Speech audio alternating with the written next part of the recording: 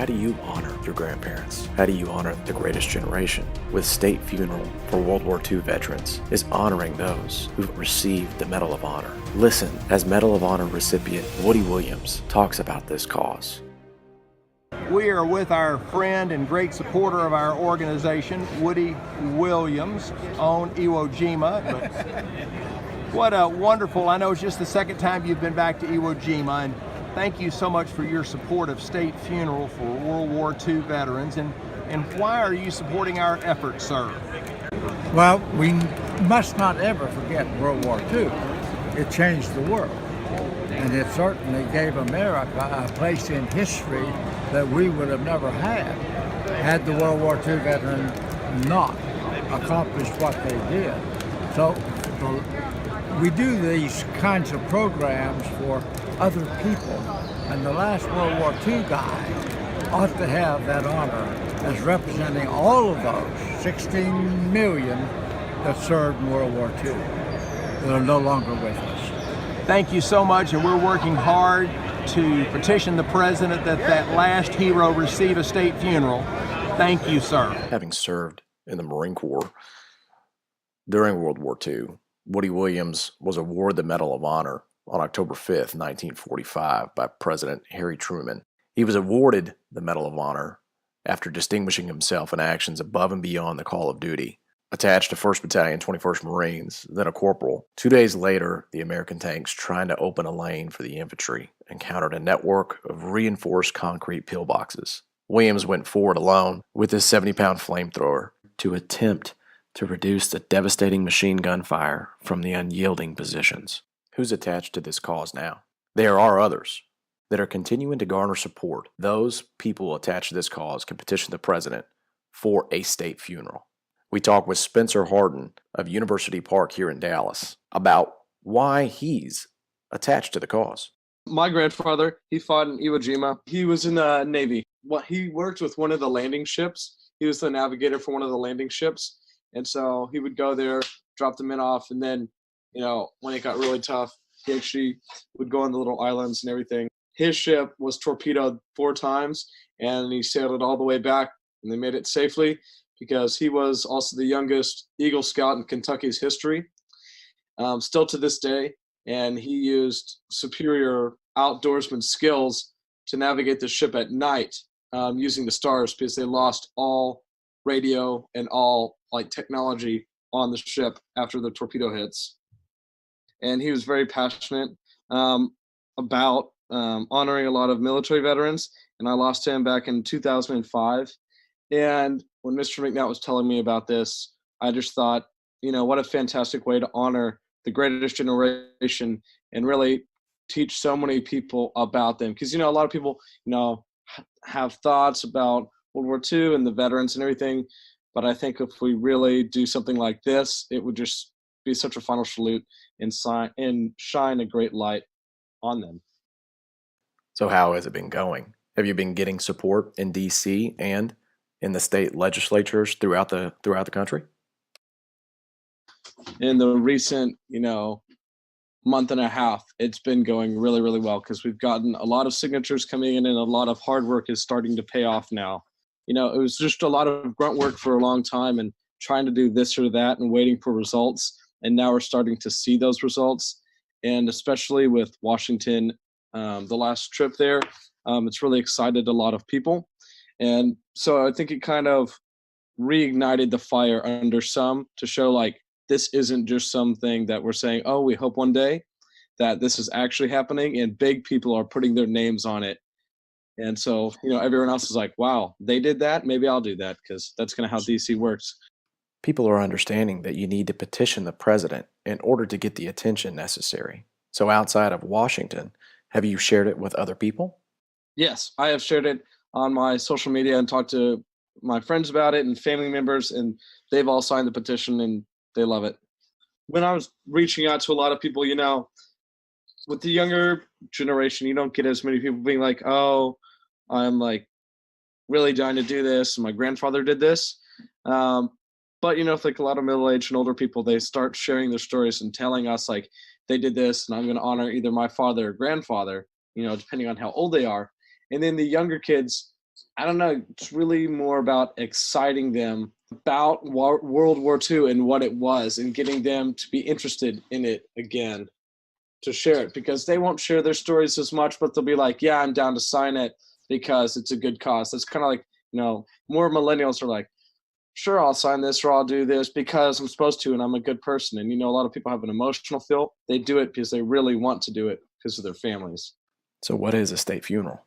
We sit down with Bill McNutt to talk to him a little bit more about how this cause started, who he is, and some background about state funeral for World War II veterans. Full name is Lee William McNutt III. People know me as Bill McNutt. Our daughter, Rabel McNutt, age 10, had a fabulous godfather by the name of Walter Ehlers.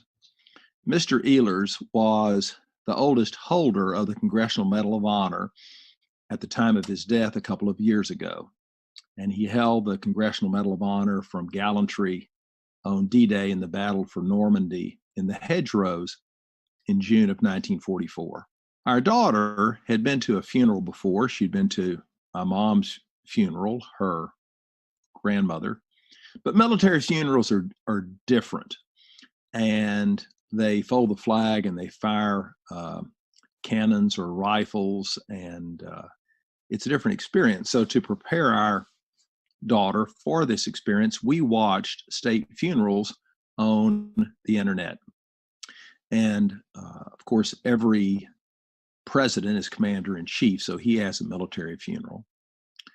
So we watched Ronald Reagan's funeral, Douglas MacArthur's funeral, and the funeral of John Fitzgerald Kennedy. And as we watched these funerals, daughter Rabel turned to me and she said, "Daddy, aren't they going to do a big funeral in Washington, D.C. for Uncle Ehlers' friends?" And I was a little awestruck by that idea, because Uncle Ehlers only has 4 friends remaining. Only 4 men out of, well, the number is sometimes in dispute, but 473 men awarded the Congressional Medal of Honor in World War II. Of course, about half were awarded it posthumously, and about half to living heroes. So Uncle Ehlers only has 4 friends left. There are only 4 men who hold the Congressional Medal of Honor. There's Robert Maxwell in Bend, Oregon, Charles Coolidge in Chattanooga, Tennessee, and Francis Curry in New York, and Woody Williams in West Virginia. Several of our Medal of Honor recipients that are still living from World War II were awarded the Silver Star or a Service Cross even before their Medal of Honor action took place. In the case of Uncle Ehlers, he was wounded 3 times in Europe. By the time Walter Ehlers got to Omaha Beach, it was his 3rd invasion. He had already invaded North Africa, and he'd already invaded Sicily. And he was part of the famous Big Red 1 1st Division from Fort Riley, Kansas. Well, Uncle Ehlers thought his war was over. He went to England to do some additional training, but they had all the time in combat, and they were due to come home. I read in Omar Bradley's wonderful book, A Soldier's Story, why they didn't come home. Omar Bradley wrote, "If I was going to be fair to the Big Red 1 1st Division, I would have sent them home after all their time in combat. But my job on June 6, 1944 was not to be fair, but to kill Germans." And Omaha Beach was exceedingly long, and I had an Army division that had never seen combat. So I needed to put next to them the most experienced combat veterans I had. So I put the Big Red 1 1st Division, and thank goodness I did, because of all the units in the U.S. Army, they were the only ones that could have gotten off that beach that day. Let's put into context exactly what that means for folks. What exactly did the Greatest Generation do? The Greatest Generation saved the world from fascism, imperialism, and Nazism. The sacrifices of those 16 million men and women who wore the uniform in World War II can never be underestimated, and we can never do enough for the World War II veteran. This was taught to me by my friend Woody Williams. He's one of the 4 remaining Medal of Honor recipients from World War II. He's the only Marine. The other 3 are in the U.S. Army, or as he calls them, those guys with ugly uniforms. I went with Woody. It was the honor of my life in March to Iwo Jima. The day they raised the flag on Mount Suribachi, Woody saw that, and later that day he took out several Japanese pillboxes using only a flamethrower. And on Iwo Jima, I asked him why he supports our mission at State Funeral for World War II veterans. And he said, we can never do enough for the World War II veteran. After all, they gave us the world we enjoy today. Without a doubt, every century has a defining day or a moment. And without a doubt, the most important day of the 20th century was June 6, 1944. And we're going to celebrate the 75th anniversary of D-Day this coming June on the beaches of Normandy. It'd be a wonderful thing if our president would announce on that occasion that he's going to designate a state funeral for the final Medal of Honor recipient from World War II, not just to honor that one soldier, but to honor all and recognize all 16 million of our fathers and grandfathers, aunts and uncles and grandmothers that wore the uniform in World War II. So that's what we're all about. That's a great way to honor that generation. Has anybody ever given you pushback or disagreed with you? Not that they would admit.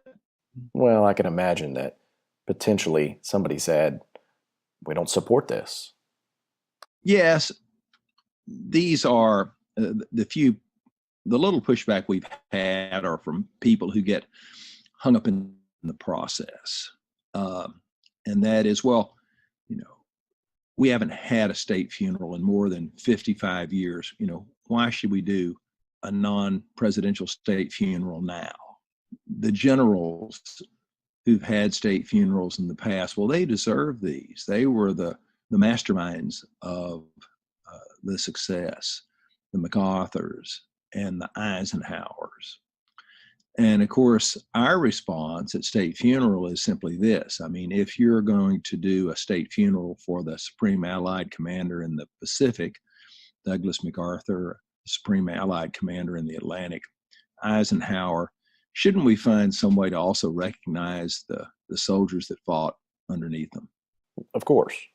MacArthur, like many people, believed in freedom, and it was worth fighting for. In his final address to the cadets at West Point, talked about the old gray line that has never failed us.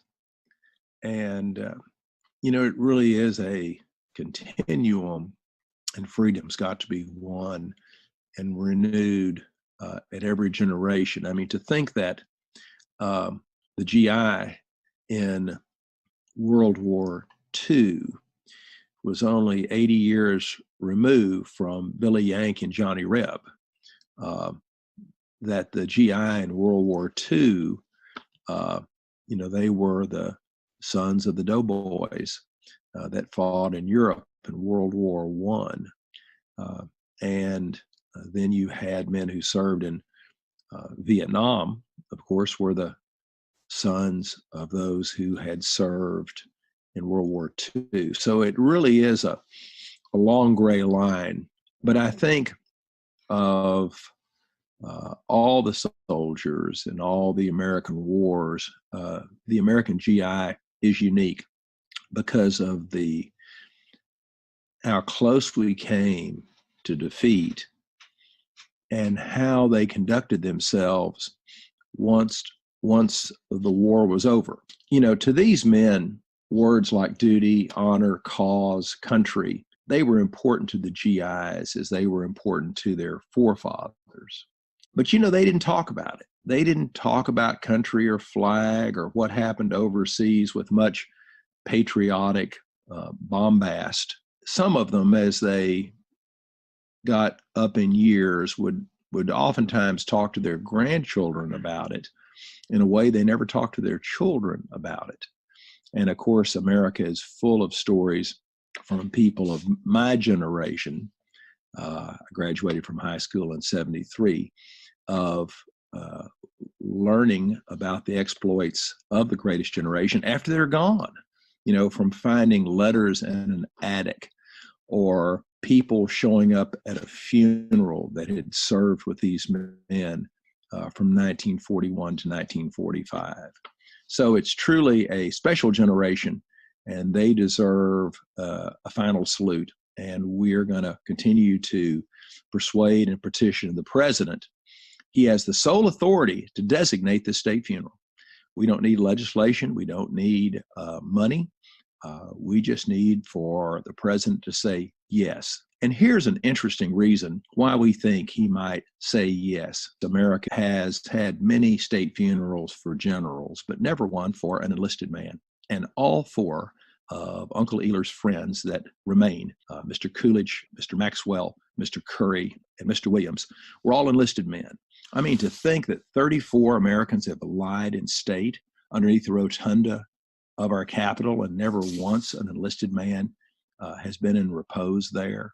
This is historic, and yet there is precedent. Every 40 or 50 years, America has a non-presidential state funeral. Thaddeus Stevens, a congressman in 1868, had the first. 1921, Warren G. Harding designated a state funeral for the unknown soldier from World War I. 1948, Truman gave a state funeral to General Blackjack Pershing, who ran the American military in World War I. 1964, John Fitzgerald Kennedy took care of his boss of the chain of command in the Pacific, the Supreme Allied Commander, Douglas MacArthur. MacArthur outlived President Kennedy by a year, but this is important to us and our cause. Lyndon Johnson, President Kennedy's successor, continued the designation. Our mission is timely and critical. These gentlemen are 94 to 98 years of age. If we can get the president to designate the state funeral, we're very confident if this takes place beyond the Trump presidency, whoever the president's successor might be will continue the designation, just as Johnson continued the designation made by President Kennedy. So we heard from Spencer a little bit earlier. We heard from Woody Williams.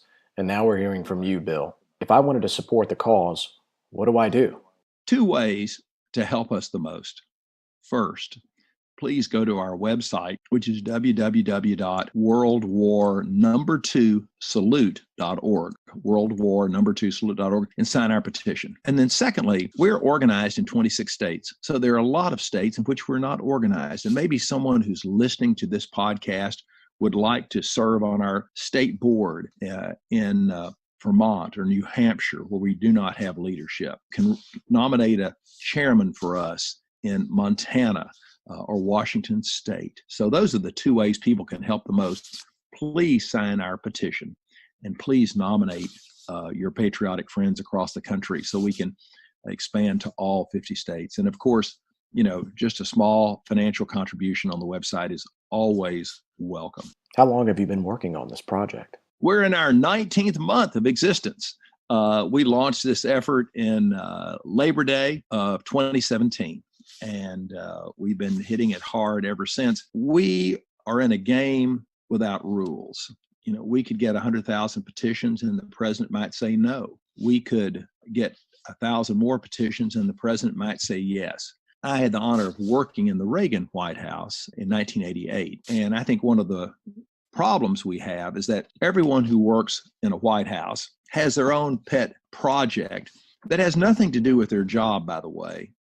So that when something like this that's new and original comes along, some people will say, gosh, this is great, and they'll put it forward up the chain of command in the White House. But others might read it and say, gee, this is a great idea. But if the president does this, then he may not do that I want him to do over here. So we're in a game without rules, but every American plays an important part whenever you sign that petition. Bill, I'd like to know what kind of support you've received on Capitol Hill and throughout the state legislatures that exist throughout the country. Great question. in the state houses across the country, several states, such as Missouri and Tennessee, have passed resolutions from both houses of the state house, from the state Senate and from the state House of Representatives. We continue to get more and more state legislatures to pass this. One of the most important things that happened was the American Legion at their 100th convention in Minneapolis in the summer of 2018. They passed our resolution. And on Capitol Hill, one of the most powerful things that can be created is a delegation letter. That is a letter to the president signed by both U.S. senators from a given state and by every congressman. We have those delegation letters already at the White House from Missouri, where Senator Kit Bond carried the water for our initiative, from Utah, where Senator Orrin Hatch made this happen prior to his retirement in January of 2019. We have this letter from West Virginia, and we're not going to stop until we have a delegation letter on the president's desk from all 50 states. And we'd like to get a resolution through the state houses of at least 25 states in the next year or so.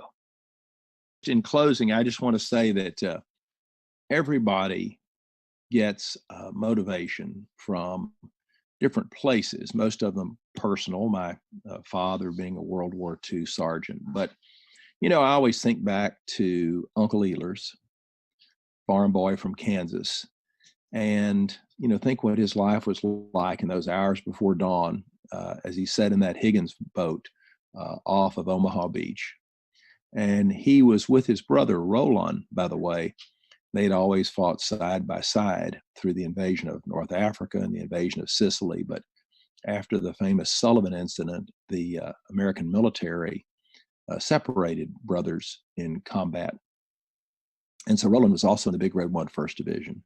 Roland never made it to shore. He was on a much larger craft than a Higgins boat that took a direct hit. And Uncle Ehlers didn't know his brother was dead for several days. But, I often think about those who have made these immense personal sacrifices, Gold Star families, Gold Star mothers, as so well portrayed in the movie Saving Private Ryan.